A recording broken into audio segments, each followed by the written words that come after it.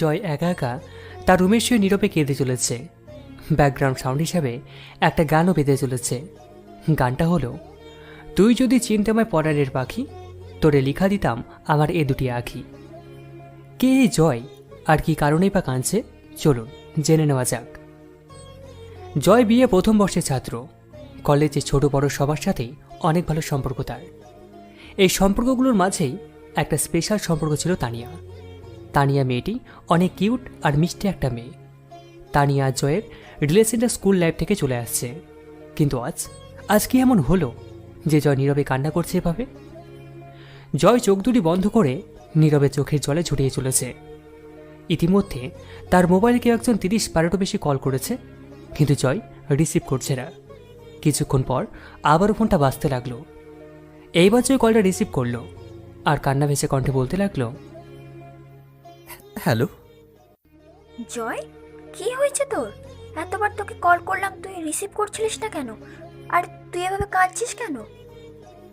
কই, কিছু হয়নি তো, এমনি। প্লিজ বল না আমায়, কি হয়েছে তোর, প্লিজ। বলছি তো কিছু হয়নি, রাখছি, আমার কথা বলতে ভালো লাগছে না। এই বলেই জয় কলটা কেটে দিল। কিন্তু মহুয়ার চিন্তা হতে লাগলো, কি হয়েছে জয়ের, এভাবে কেন কান্না করছে? ও হ্যাঁ, আপনাদেরকে তো মহুয়ার সম্পর্কে কিছুই বলা হয়নি। চলুন এবার তাহলে মহুয়ার সম্পর্কে হালকা করে জেনে নেওয়া যাক। মহুয়া আর জয় অনেক ভালো বন্ধু। ছেলে আর মেয়ের মাঝে এরকম বন্ধু তো খুব কমই দেখা যায়। বলতে গেলে এদের ফ্রেন্ডশিপটা সে স্কুল লাইফ থেকেই। এখন একটুকু জানলেই চলবে, বাকিটা গল্প জানতে পারবেন। চলুন গল্পে ফেরা যাক। এইদিকে মহুয়া চিন্তায় অস্থির। জয়ের কথাবার্তা খুব একটা ভালো লাগলো না তার।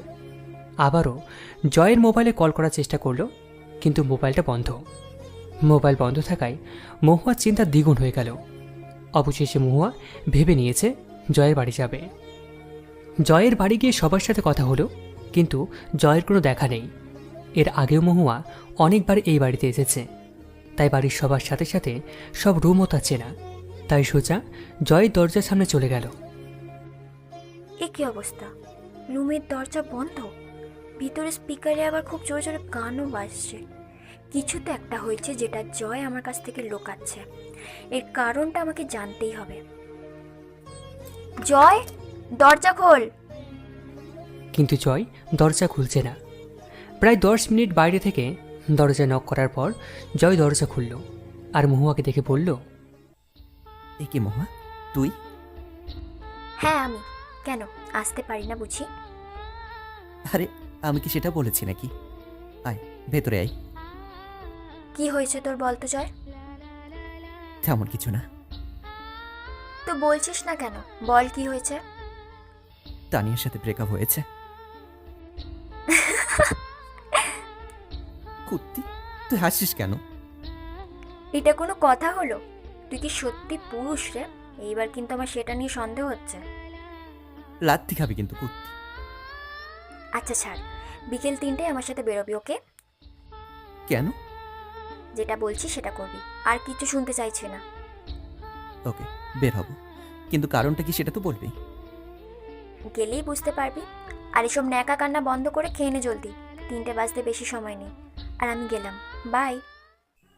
কিছুক্ষণ পর ঘড়িতে সময় বিকেল 3টে। মহুয়া কল করতেই জয় তার সামনে এসে হাজির। কোথায় যাবি সেটা তো বলবি নাকি? মুভি দেখতে যাব, চল। কি বলছিস তুই? আমার এমন সময় তোর খুব আনন্দ হচ্ছে, তাই না? ধুর পাগল, তোর ভালো লাগবে তাই বলছি, চল। মোটে আমার মোট নেই, তুই একা যা। মেজাজটা খারাপ করিস না, টিকিট কাটা শেষ। তুই এমন এমন সময় এমন সব কাজ করিস না, রাগ লাগে আমার। চল।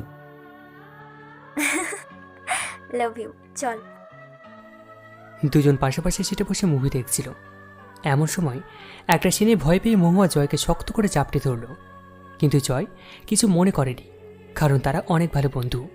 সিনেমা শেষে দুজন দুজনের মতো বাড়ি ফিরে যায় আর বলে যায় আগামীকাল কলেজে দেখা হবে। কলেজে গিয়ে কয়েকজন বন্ধু মিলে এক জায়গায় বসে আড্ডা দিত, কিন্তু মহুয়া আজ কাউকে সাথে না নিয়ে শুধু জয় আর সে দুজনে একসাথে বসল। অন্যদিকে তানিয়ার চোখে এই দৃশ্যটা পড়ল। গতকাল সিনেমা হলে প্রবেশের আগেও তানিয়া ওদের দেখেছে। একটু খারাপ লাগলেও কিচ্ছু করার নেই, কারণ জয়ের সাথে তার আর কোনো সম্পর্ক নেই। মহুয়া আর জয় আড্ডা দিয়েই চলেছে। মহুয়া এক দৃষ্টিতে জয়কে দেখছিল। একসময় জয় বলেই দিল, তোর ভাব কিন্তু ভালো ঠেকছে না আমার মহুয়া। তো কেমন ঠেকছে শুনি? ডাল মে কুছ কালা হে। চল ক্লাসে যাই। ওকে চল। মহুয়া আর জয় ক্লাসে চলে গেল। কিন্তু ক্লাসে গিয়েও দুজন পাশাপাশি বসেছিল। এবার এই বিষয়টা তানিয়ার একটু খারাপ লাগলো। যে হাতে তানিয়ার হাত ছিল, সে হাতে আজ অন্য কারোর হাত। যার পাশে সে নিজে চলতো, তার পাশে আজ অন্য কারো চলাচল। এর পিছনে হয়তো তানিয়ার নিজেরই ভুল ছিল। জয় কখনোই তানিয়ার সাথে খারাপ ব্যবহার করতো না। এমন রাগারাগি হলেও সেটা তানিয়া নিজেই করত। তবুও জয় নিজের থেকে তাকে সরি বলে ক্ষমা চেয়ে সম্পর্কটাকে আবার টিকিয়ে রাখত। কিন্তু আর কতদিন, কতবার? জয়ের এবার নিজেকে নিয়ে প্রশ্ন হয়, সে আদৌ একটা ছেলে? বারবার কেন একটা মেয়ের কাছে মাথা নত করবে, যেখানে বিন্দুমাত্র দোষও তার নেই? চিন্তা ভাবনা বদলায় জয়ের। কিছুটা দিন হয়তো একটু কষ্ট পাবে, কিন্তু পরে সবকিছু সামলিয়ে নিতে পারবে জয়। এই ভেবেই তানিয়ার সঙ্গে ওর সম্পর্কের ইতি ঘটায়। অন্যদিকে মহুয়া জয়ের এতটাই ক্লোজ বন্ধু যে তানিয়াকে যদি একটা কিসও করতো, সেটাও মহুয়া জানত।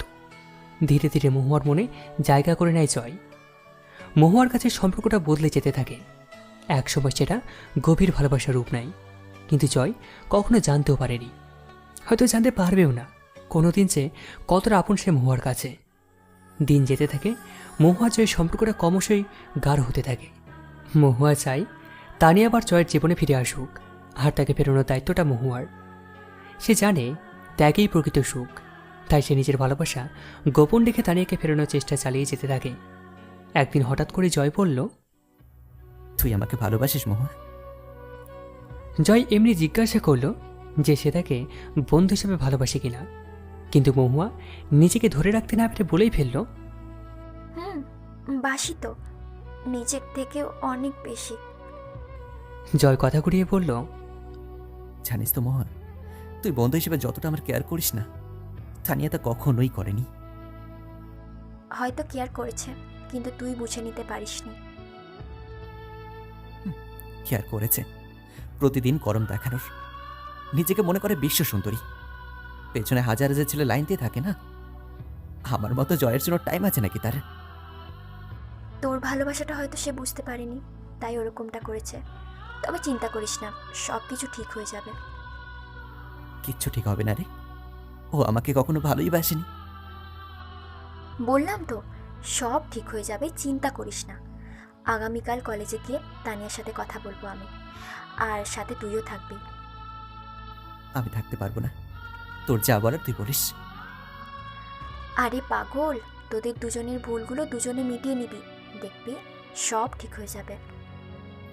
ওকে, চেষ্টা করব, কিন্তু কথা দে তুইও সেখানে থাকবি।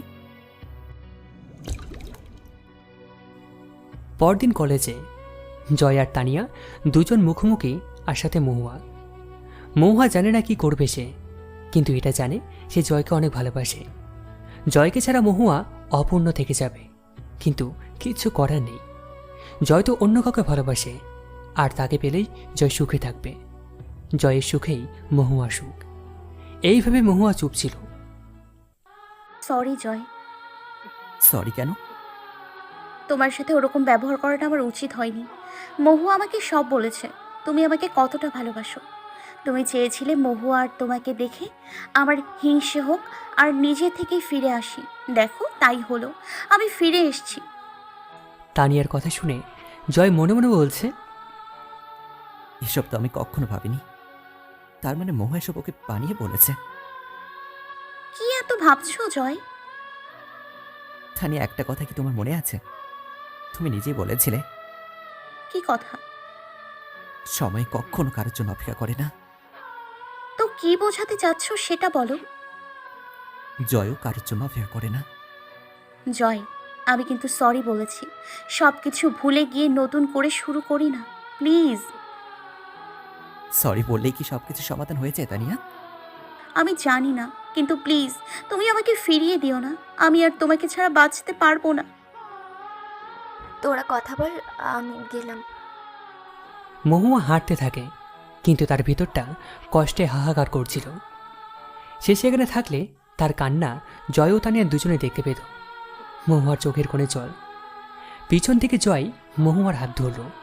মহুয়া চমকে গিয়ে থমকে গেল। কে মহুয়ার হাত ধরল? মহুয়া কান্না ভরা চোখে পিছনে তাকানোর সাহস পেল না। যদি জয় হয়। এইদিকে পিছনে তানিয়া দাঁড়িয়ে। তানিয়া বুঝে উঠতে পারল না কি হতে চলেছে এখানে। মহুয়া, পেছনে ঘুরে তাকা। মহুয়া চুপটি করে চোখের জল মুছে পিছনে তাকিয়ে বলে, কি করছিস Joy? Will you marry me? কথাটা শুনে মহুয়ার মনের ভিতরে আনন্দের ঝড় বইতে থাকে।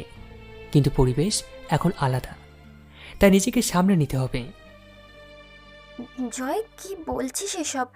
তানিয়া পিছনে দাঁড়িয়ে। ছাড় তো ওসব ফালতুমের কথা। যার পেছনে হাজার ছেলে লাইন লেগে থাকে, তার কথা ভাবার টাইম আছে নাকি? আমাকে এতটা অপমান না করলেও পারতে জয়। ভালো থেকো, বাই। এই বলে কান্না করতে করতে তানিয়া চলে গেল। কি হলো মহুয়া? কিছু তো একটা বল। জানি না কি বলবো আমি। প্লিজ আমাকে ফিরিয়ে দিস না মহুয়া। তুই ছাড়া আমি অসম্পূর্ণ রে। সত্যি বলছিস তো? একদম সত্যি কথা। একটা কথা বলবো? হ্যাঁ বল। তোকে ছাড়া আমিও অসম্পূর্ণ। আমি তোকে নিজের থেকে অনেক বেশি ভালোবাসি। তোকে তানিয়ার সাথে এক জায়গায় এভাবে দেখে আমার কান্না পেয়েছিল খুব, তাই চলে যাচ্ছিলাম, যেন কান্নাটা তুই দেখতে না পাস। থাকলে তুই তো ভুলে গেছিস, বন্ধুর জন্য বন্ধুর 3টে চোখ থাকে। 2টা এমনি নর্মাল চোখ, আর একটা মনের চোখ, যেটা দিয়ে বন্ধুর মনের খবরগুলো সব দেখতে পাওয়া যায়। পাগল একটা। লাভ ইউ রে পাগলি। লাভ ইউ টু পাগলু। আমরা অনেকেই বন্ধুর মনের খবর জানি না বা জানতেও চাই না, কিন্তু এটা কি জানেন বন্ধুত্ব থেকে ভালোবাসাটা কতটা মজবুত ও মধুর হয়? জানেন না, কারণ বন্ধুর ভালোবাসা তো বোঝার চেষ্টাই করেননি। বেঁচে থাকুক প্রতিটা বন্ধুর ভালোবাসা এভাবেই চির অমর হয়ে।